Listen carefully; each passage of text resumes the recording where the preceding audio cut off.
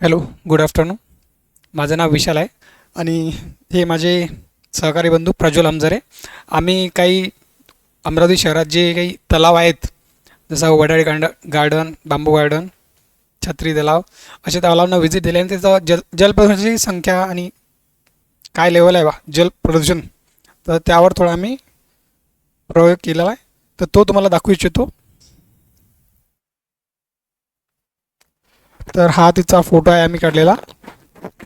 तर यामध्ये खूप सारे प्लास्टिक बॉटल, ज्या पी ओ पीच्या मूर्ती राहतात त्या सगळ्या तरंगतानी, असं असं या प्रकारे जलप्रदूषण घडवण्यात आलं आहे शहरवासियांकडून. वडाळी तलाव, वडाळी तलावाचं काही जिओग्राफिक एरिया आहे, त्याची साईज किती आहे आणि समुद्र पातळीवरून ते 340 मीटर उंचीवर आहेत. शहराच्या पूर्वेकडे पोहरा व चिरोडीच्या टेकड्या आहेत. यांच्या जवळच वडाळी तलाव आणि छत्री तलाव स्थित आहे. तर हे वडाळी तलाव, छत्री तलाव हे पूर्वे साईडला अमरावतीच्या बाहेर अशा नैसर्गिक ठिकाणी तिकडून वन चालू होते. म्हणजे जे जंगली जनावर आहात, वाघ, चित्ता, हरण, हे सगळे तिथं पाणी प्यायला येतात आणि त्यामध्ये सगळं जलप्रदूषण घडून आलेलं आहे. तर त्यांना त्यांच्या जीवनासाठी ते धोकादायक होऊ शकते. आणि हे वडाळी तलाव इंग्रजांच्या काळापासून आहेत, म्हणजे 1718 या काळापासून ते वडाळी तलाव अस्तित्वात आहेत. Next slide. छत्री तलावाचा इतिहास, त्याची निर्मिती 1818 साली करण्यात आली होती. भौगोलिक स्थान अक्षांश 20.53 अंश ते रेखांश 77.47 पूर्व. पर्यटन आणि आकर्षण, शहरवासी, अमरावती शहरवासी हे विकेंडला फॅमिलीसोबत फिरायला तिथे जात असतात. ते फॅमिली तिथं टिफिन सर्विस, काय म्हणतात त्याला, डबे पार्टी अशा ॲपमध्ये विकेंड तिथे सेलिब्रेट करतात. नेक्स्ट आहे छत्री तलावातील जलप्रदूषण निरीक्षण. हे माझे सहकारी आहे प्रज्वल सर. यांनी तिथले ग्राउंड लेवलला जाऊन रिपोर्ट घेतला आहे. तर पाण्यामध्ये त्यांना अशा पी ओ पीच्या मूर्त्या सापडल्या. पाण्याची लेवल, पी एच, त्याचा पी एच खूप घसरलेला आहे.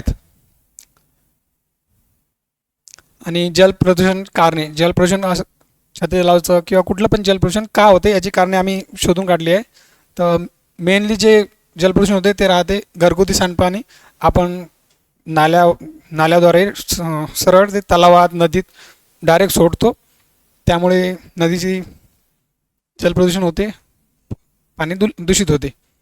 धार्मिक विधी आणि मूर्ती विसर्जन, जसं आता दुर्गादेवी, गणपती उत्सव, ह्या सगळ्या गोष्टी येतात. तर आपण आवडीने ते जल विसर्जन करायला तलावात घेऊन जातो, पण आपण ते दरवर्षी पी ओ पीचे जे काही कलरयुक्त मूर्त्या आहेत त्यामध्ये नेऊन टाकतो. त्याची स्वच्छता कधी करत नाही.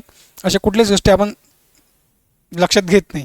तर त्यामुळे पण त्याची जल दूषित होते. हार, फुले, हे सगळ्या गोष्टी आपण डायरेक्ट तलावात नेऊन टाकतो. प्लास्टिक आणि घनकचरा, आपण जेव्हा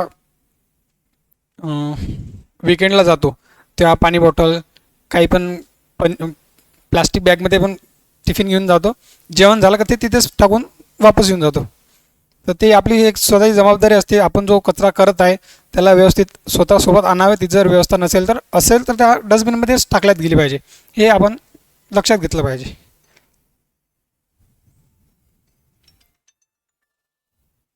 हॅलो, काय म्हटलं? हां, व्हिडिओ एडिटिंगचं काय नाव का? अच्छा, हां, Microsoft clip champ. Sorry for disturbance, call आला होता. दुसरं आहे उद्योगधंद्यामधून सांडपाणी. जे छोटे लघु उद्योग राहते तिथे काही केमिकल प्रोसेस केला जाते. धुणी, त्यामध्ये डिटर्जंट पाणी, हे सगळ्या गोष्टी त्यामध्ये पण येतात. हां, आणि ते सरळ तलावात सोडण्यात येते. त्यामुळे मग तलावाचे पाणी पी एच प्रमाण बदलते. यामुळे जैवविविधता, त्यामध्ये तलावात राहणारे प्राणी असतात, झाडं, शेवाळ, ह्या गोष्टी निसर्ग आहे. तर आपण त्याचं लक्ष घेतलं पाहिजे, त्याच्यावर लक्ष दिलं पाहिजे. दुसरं आहे जैविक प्रदूषण, बायोलॉजिकल पोल्युशन. जसं आता तलावात मासू या मेलेला राहतात, तर त्यात पाण्यातच सडत राहतात. तर आपण त्याची काळजी घेतली पाहिजे. तसं काही असेल तर ते काढून टाकलं पाहिजे पाण्यातून आणि पाणी स्वच्छ करत राहिलं पाहिजे. आमचे मित्र आहे, साफ थोडा त्यांच्या मते जेवढं साफ होते तेवढे ते साफ करण्याचे प्रयत्न करताना. जलप्रदूषणाचे परिणाम यामध्ये आता काय काय इफेक्ट होऊ शकते, तर त्यावर थोडं नजर टाकूया. पिण्याच्या पाण्याचा अभाव होते. तर पहिलेच पाण्याची लेवल खूप कमी होत आहे आणि असे तलाव राहतात ते जमिनीची वॉटर लेवल मेंटेन करतात. पण तिथे पण आपण असं प्रदूषण केलं तर ते पिण्यायोग्य राहतच नाही, मग असून नसल्यासारखंच काम होऊ शकते. तर आपण त्याच्याकडे लक्ष दिलं पाहिजे. जलचर प्राण्यांचा मृत्यू जे आम्ही आता डिस्कस केलं, त्यामध्ये मेलेले प्राणी राहतात, कचरा, प्लास्टिक, ह्या सगळ्या गोष्टी. आरोग्याचा धोका, त्यामुळे बिमाऱ्या येऊ शकतात खूप साऱ्या. डेंग्यू डेंग्यू मच्छर त्याच सांडपाण्यामध्ये मच्छर जन्म घेतात. टायफॉईड होऊ शकतो.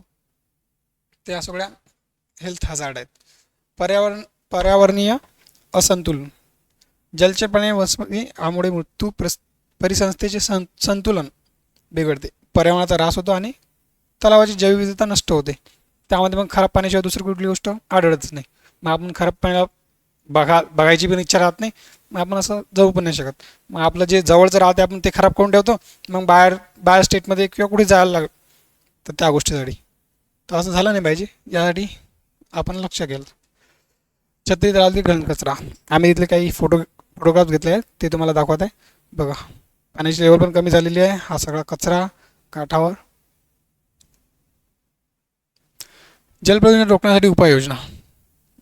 सांडपाणी व्यवस्थापन, सांडपाण्याचं व्यवस्थापन कसं केलं पाहिजे आम्ही ते एक शॉर्टमध्ये तुम्हाला सांगितलं आहे. त्याचं पण गव्हर्मेंट ह्या सगळ्या गोष्टी.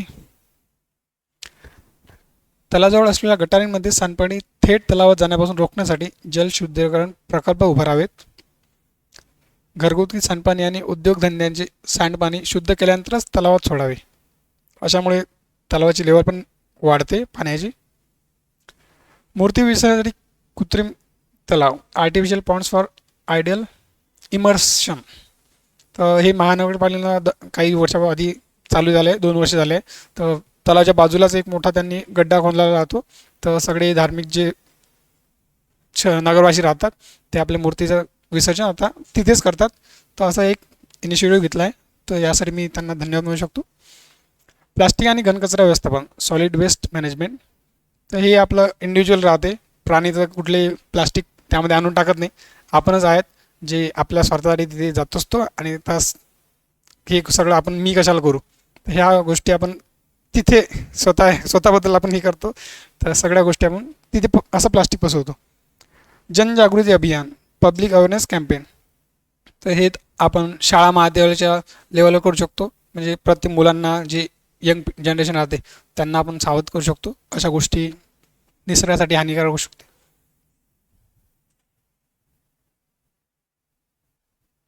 जलपर्णी नियंत्रण, कंट्रोल वॉटर हायसिंथ. मला काही माहीत नाही. सरकार आणि स्थानिक प्रशासनाची भूमिका. तर यामध्ये गव्हर्नमेंटने पण लक्ष दिलं पाहिजे, कारण की खूप मोठ्या लेवलची गोष्ट आहे. त्यासाठी एक मशीन लागू शकते. नेक्स्ट वाटते मी, हे आमचे मित्र पाण्याचा सॅम्पल घेताना, दुसरे तलावाचे निरीक्षण करताना आहे. त्यामध्ये कुठले कुठले प्रकारचे आपण कचरा आढळतो यावर टिप्पणी करताना ते. निष्कर्ष, तर यामधले निष्कर्ष काय आहे? वडाडी आणि छत्री तलाव हे अमरावती शहराची जीवनरेखा आहे, कारण की तिथलं पाणी, त्या तलावाचं पाणी अमरावतीचे वॉटर लेवल मेंटेन करतो. जे आपण बोर विहिरी खांदतो तर हे त्या बोरला पाणी तलावामधूनच येतो पाझरत. तर त्यासाठी ती गोष्ट आहेत. या तलावाची शुद्धता राखण्यासाठी नागरिकांनी सहकार्य करणे आवश्यक आहे. तर आपण पण या गोष्टीचा काळजी घेतली पाहिजे, कारण की आपलं शहर आहे, आपल्यासाठीच सगळ्या सुविधा आहे. जल प्रदूषण थांबवण्यासाठी सरकार, स्थानिक प्रशासन आणि नागरिकांनी एकत्र येऊन प्रयत्न करणे गरजेचं आहे. अवेअरनेस कॅम्प म्हणू शकतो आपण त्याला. जल प्रदूषणावर नियंत्रण मिळवणे तर तलाव पर्यटकाचे आकर्षण केंद्र आणि जैवविविधतेचे रक्षण केंद्र बनेल. तलाव वाचवा, जीवन वाचवा.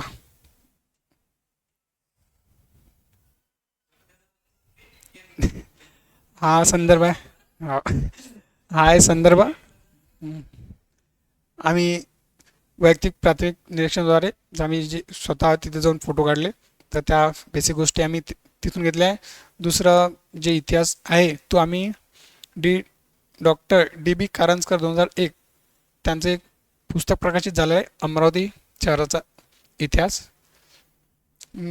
आणि तिसरं आहे दैनिक हिंदुस्थान वृत्तपत्र दिनांक 18/1/2025. त्यामध्ये पण ते अशा गोष्टी सांगत राहतात शहरवासियांना. धन्यवाद. थँक्यू.